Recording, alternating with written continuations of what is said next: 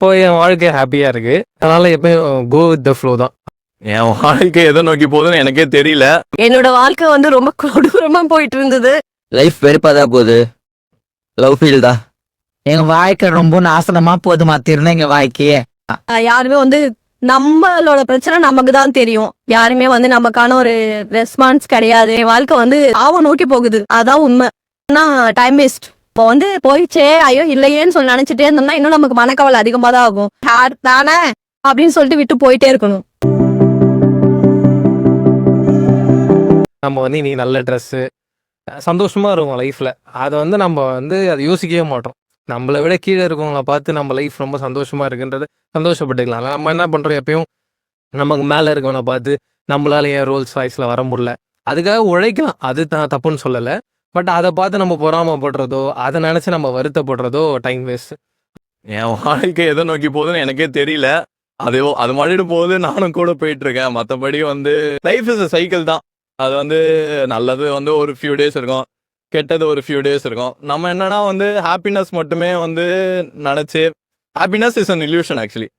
ஒரு நாள் நல்லா இருக்கு, ஒரு நாள் நல்லா இருக்க மாட்டேங்குது. ஒரு கிட்ட கேக்குறீங்க பாத்தீங்களா, இவ்வளவு நான் புலம்புனதுக்கு அப்புறமும் நீங்க என்கிட்ட கேள்வி கேட்கலாமா? நீங்க உங்க வாழ்க்கை அப்படிதான் போயிட்டு இருக்கா அப்படின்னு சொல்ல முடியாது.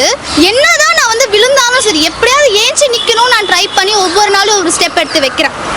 எங்க அம்மாவும் என்னை நம்பி இப்ப வரைக்கும் என்னை தனியா அனுப்புற காரணம் வந்து நீ படிக்கல, ஆனா உன்கிட்ட ஒரு தைரியம் இருக்கு பாத்தியா. இப்ப வரைக்கும் நான் எங்க போறோம் தனியா தான் சுத்துவேன். எங்க நைட் எத்தனை மணி ஆனாலும் வீட்டுக்கு வந்துருவேன். அதே மாதிரி இப்போ நம்ம பிடிச்சிருந்தா சாவர வரைக்கும் போராடலாம், தப்பு இல்ல. எவ்வளோ ஆக்சிடென்ட்லாம் பார்க்கணும், நமக்கு எந்த விதமான எதுவும் நடக்காம சந்தோஷமா வேலைக்கு வந்துட்டு சந்தோஷமா வீட்டுக்கு போகிறோம். அதுவே ஒரு திருப்திகரமான வாழ்க்கை தானே. அதை விட்டுட்டு நம்ம ஏன் வந்து ஒருத்தர் மேலே பொறாமப்பட்டு வெறுப்பாகி என் வாழ்க்கையில ஏன் எனக்கு மட்டும் இதெல்லாம் நடக்குது அப்படின்னு. உனக்கு பிடிக்கலையா, அது என்ன பண்ண முடியாதுங்க. சீரியஸா சொல்றேன். இப்போ ஒரு விஷயம், ஒரு உங்களுக்கு என்ன பிடிச்சிருக்கோ அதுல மட்டும் ஃபோக்கஸ் பண்ணணும்.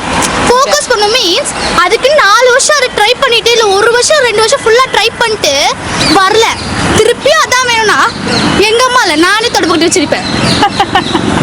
அது எப்படின்னா வந்து அதுக்கு அடிக்ட் ஆகிடக்கூடாது. நம்ம வந்து எதுவாக இருந்தாலும் வருதா சரி சந்தோஷமா ஏற்றுக்கிட்டு அதுக்கேற்ற மாதிரி நம்ம வந்து வாழணும். ஹாப்பினஸ் மட்டும்தான் எனக்கு வேணும், சேட்னஸ் வந்தால் நான் வந்து தொங்கிடுவேன், அந்த மாதிரிலாம் எதுவும் கிடையாது. வரும்போது பெருசாக இருக்க மாதிரி இருக்கும். நம்ம அமைதியாக இருந்தோம்னா இவன் நம்ம கிட்ட ஒர்க் அவுட் ஆக மாட்டா போல, நம்ம அடுத்த இடத்துல போய் ஹார்ன் அடிக்கலான்னு அங்கே போயிடுவாங்க. ஆனால் லைஃப் ஜாலி தான், ரொம்ப சிம்பிள் தான். நம்மளா போட்டு காம்ப்ளிகேட் பண்ணிக்க வேணாம். வெயிட் பண்ணி அமைதியாக இருந்தாலே அந்த பிரச்சனை போயிடும்.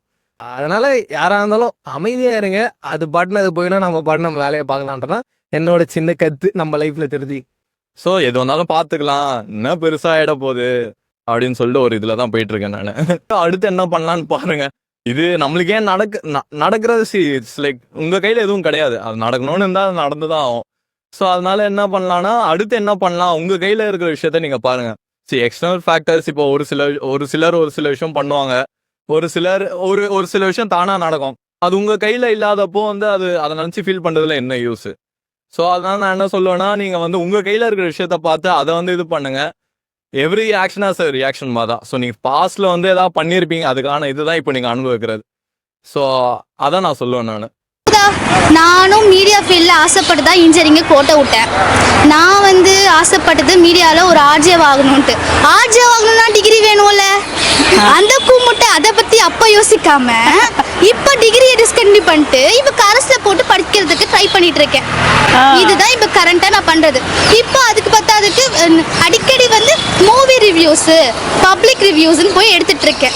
அதில் பப்ளிக் ரிவ்யூ கூட பரவாயில்லைங்க, நம்ம எடுத்துலாம் போல. இந்த மூவி ரிவ்யூக்கு நான் படுற பாடு இருக்கே, ஒரு நாள் நல்லா இருக்கு, ஒரு நாள் நல்லா இருக்க மாட்டேங்குது. ஒரு நாள் மக்கள் மூடு நல்லா இருக்கு, ஒரு நாள் மூடு நல்லா இல்லாம போகுது. என் வாழ்க்கை சொன்னா கண்ணில் தண்ணி வந்துடும். ஆனா ஒரு பக்கம் ஒரே ஒரு ஆறுதல் என்ன தெரியுமா, இதுல நான் என்னதான் கஷ்டப்பட்டாலும் இது எனக்கு பிடிச்சதுன்னு என்னால் நிக்க முடியுது. எனக்கு உடம்பு முடியலையா, ஆனா அடுத்த நாள் ஏஞ்சி நின்றுவேன். ஆனா எனக்கு பிடிக்காத ஒரு படிப்பு நீ என்னதான் கெஞ்சி எங்க அம்மா அலார வச்சு எழுப்புவாங்க, பக்கத்துலயே கூட படுத்துப்பாங்க, நான் எந்திரிக்க மாட்டேனே. எனக்கு அப்போ முடியாம போகும் பாருங்க, உடம்பு ரியலா முடியாம போகுங்க. நான் நடிக்கலாம் மாட்டேன், சீரியஸா நடிக்கலாம் மாட்டேன். ஆனா இதுக்கு எங்க அம்மா எழுப்ப கூட மாட்டாங்க, நானே அலார கூட எந்திரிக்க மாட்டேன். அது தனி டைம். அப்போ எப்படி அடிக்கவே தெரியாது. ராத்திரி ஃபுல்லா போன் பார்த்தாலும் சரி, ராத்திரி ஃபுல்லா உடம்பு ஜுரமே அடிச்சாலும் சரி, என்ன அறியாம கரெக்டா ஒரு 8 மணிக்கெல்லாம் ஏஞ்சிருவேன். வாழ்க்கை என் கரியரை நோக்கி போயிட்டு இருக்கு. கரியர் அப்புறம் ஜாலியா இருக்கிறது. ஸோ அவ்வளோதான், மற்றபடி நத்திங் சீரியஸ்.